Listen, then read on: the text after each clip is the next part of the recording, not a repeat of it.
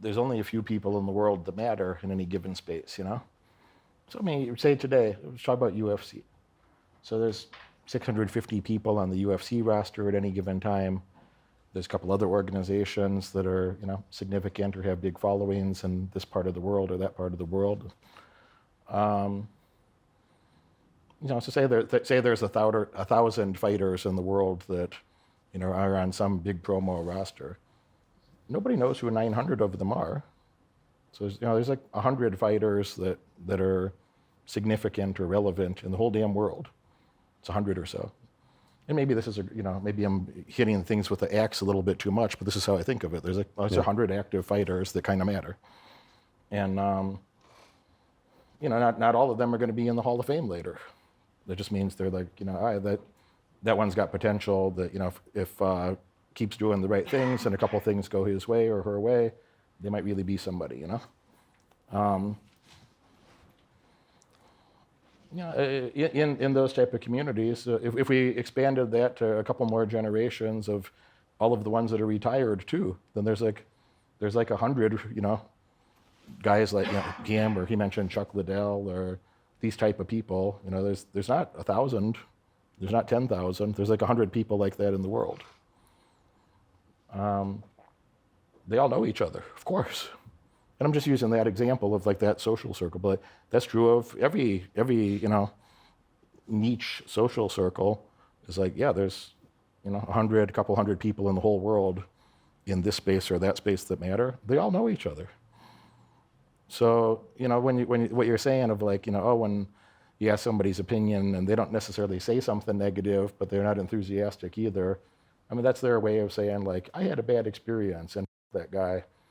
But they're not going to say those words at the moment, So anything less than an enthusiastic response means, I don't really like that person. I had a bad experience with them, that guy. And I'll say this, it's not, reactions like that aren't about mistakes because you can make a mistake, but if you make a mistake, like think about the contractor story that Derek told. The guy that was cutting the glass and was late on time, whatever, for whatever reason he's late. If he made a mistake, but then he comes to Derek and he's like, look, I'm running behind schedule. This is my fault. And he ends up making right on that. And let's just say that he goes above and beyond. So that Derek, when he leaves this interaction, he says, yeah, I don't like this mistake, but he delivers 99% of the time. And anytime he has made a mistake, he always makes up for it because there's still value add there, right? Then you're willing to overlook that mistake because they're still operating within the confines of their integrity. Right, so it's like people that have those kind of reactions, they're not reactions because you make a mistake. If you make a mistake or mistakes on a job or whatever, but you're unapologetic about it or you don't do the thing that you need to do to make it right with a person, then that's where that kind of thing would come from because mistakes are excusable. Repeated mistakes aren't, obviously, then that's just blatant stupidity. But yeah, if I'm in a business deal and I don't, things go awry, like you and I are doing business together, and I'm like, and it didn't turn out the way that I thought that it would, I can pretty much guarantee that you're going to leave the situation and be like, oh, well, we weren't successful, but Rich made all this stuff right, and I would definitely do business with him again, because I know that I'm not going to come up on the short end type of thing. Like he operated with his integrity intact. Yeah, you just. Yeah, totally agree. But if people don't trust you, people don't like you, it's not because you messed something. It's not like because you messed something up and you tried to fix it. In that type of a context, it's like there's a significant problem with that person. There's a few fighters that way, and I don't need to say their names, but there's a few fighters that way that like everybody knows that guy is unreliable and gonna f you over if he can. And people might still say his name because he's very talented or something at one time, or had some highlight reel accomplishments at one time. And those are two separate things. You could say, hey, that guy was a hell of a fighter. That guy did some amazing things. But everybody that knows him also knows like that guy's a scumbag and not to be trusted not reliable, not to be trusted in any way. You wouldn't want him around your daughter. You wouldn't want to loan him money. You wouldn't do nothing like that. You wouldn't leave him around your girlfriend. You wouldn't loan him money. Nothing good's going to happen. nothing good's gonna. You don't want to partner with them on anything. So there's a couple people that way. It's a small world, People, you don't want to leave those. You don't want to leave those memories in people's head. You don't want to be that type of person. Like, even if somebody, maybe they don't like your personality, you don't have the right vibe or something, but somebody should say that, what, the guy's very talented. If I needed somebody to do this, or this, probably he would do that. Not the right personality. I wouldn't want to hang out with that guy. Wouldn't want to spend a lot of time together, but he'd be really good at that thing, So those are totally different things. They don't have to like you. They don't have to be your best friend. Somebody could still say, you could say that about somebody. It's like, you know what? We don't have the right personality fitment. I don't really want to spend a lot of time with that person. But if I needed somebody to do this, or this for me, yeah, they could do that. Probably do a good job at it.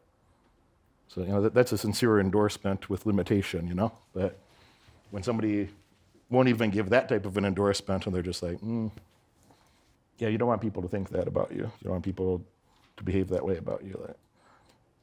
I always think I don't know, if somebody introduces me to somebody or somebody invites me to something where I'm going to be around their people, I always think, to some extent, they're trusting me with their reputation. And if I'm going to put myself in that environment where I asked for an introduction, then I better make sure that I find a way to enhance their reputation with the person they're introducing me to.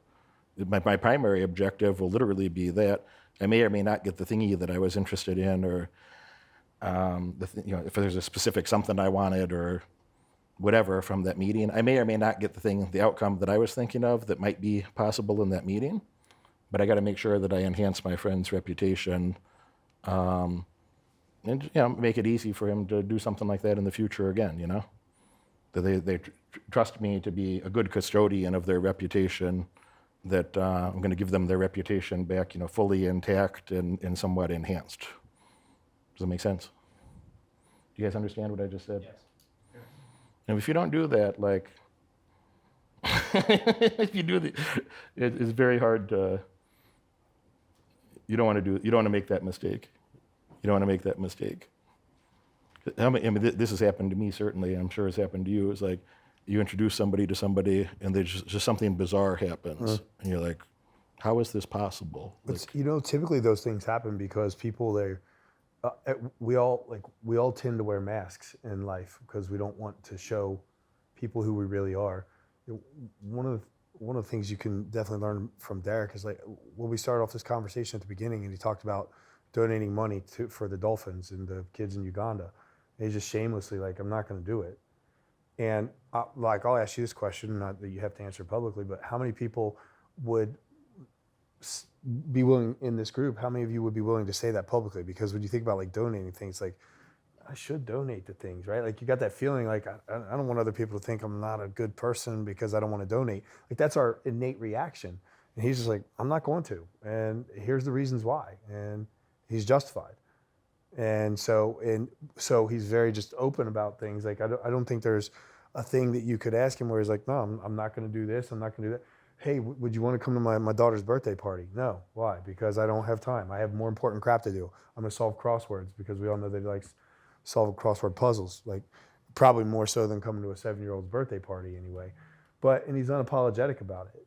And the fact that he's unapologetic about it and he's open about it, there's no part of you that would, first of all, you probably wouldn't be I should probably invite Derek to my 7-year-old's birthday party. You just wouldn't do it. But if you did, there wouldn't be any part of you that was disappointed when he didn't show up either, right? Because you know exactly what you get. That is the very definition of integrity. And so you're not wearing a mask. There's another version of that. And I agree with everything you said. But there's another version of that where, Frank Muir was here last night. And, Frank likes me to spend time with his kids. Frank, he'd like that. He'd like some Derek to rub off on the kids and so on. And for whatever reason, they're interested in that. And okay. So now that's a different conversation. Do I want to come to a random kid's birthday party who doesn't know me, doesn't care about me, has no interest? I'm just some extra body hanging around there, No. But if you asked a different question and say, hey, I'd really like, it would be okay if I could bring my son to the gym with us. I'd like him to spend a little time around you and just kind of feel out your way of thinking about some things or see how you are and you do some things. So, I tell them, yeah, bring them, no problem. That's a different thing, or, Leoto's kids, a hilarious one is his children think I'm extremely important and like an amazing and important person. They're very impressed their father knows me, which I think is interesting and somewhat humorous, Yeah. So, if he asks me, hey, talk to my son about this, then, yeah, of course I'll talk to your son about this. He just wants me to fucking tell the kid what he wants the kid to do. And he knows I'm going to come to the same conclusion, but the kid's more likely to listen to me than to him because that's his dad, So, the point So I understand what's happening. Yeah, the point here is Derek likes different. kids more than dolphins. Yeah. That's why I got a vasectomy, because I love kids so much. Yeah. No, that's a purposeful communication. Exactly. That's a specific request for a purposeful thing. To say, hey, could you help me point my kid in the right direction? I think you'd be able to help him with this or that. So yeah, for sure I'll do that. No problem. But I think I would think like this. If I said I don't have a kid, but if I said to Derek, could you come to my 7-year-old's birthday party? And then Derek says no. My thought in my first thought in my head would be like, how do I add value to Derek's life in such a way that he would be willing to come to my kid's birthday party? Like, that's how I'm self-reflecting on if this scenario were to pop up, right? I mean, rather than, I can't believe he wouldn't come. Like, I'm putting the blame on him. It's like, no, how can I add value to his life such that he will want to do this? This is not a conversation about birthday party. It's about like people doing business with you. I would just need to know that it's actually useful or important to you in some way. Not important, but like, would it be useful for you? Would something useful happen in your life if I did that? Yeah, for sure. Okay, cool, I'll come. Or, versus like, I'm just coming to some random that nobody cares that I'm there and it's nothing, we're not doing anything, we're just, I don't know. That doesn't make sense to me, Yeah. Is it useful to you in some way that I'm there? Like, somebody else is going to be there that you'd like me to help you with or something? Okay, I'll come. Sure. Those are two different things, That's how I give them come. Hey, listen, I need you to show up at this event to introduce me to these people. Be like, I'll be there. By the way, it's my 7-year-old daughter's birthday party.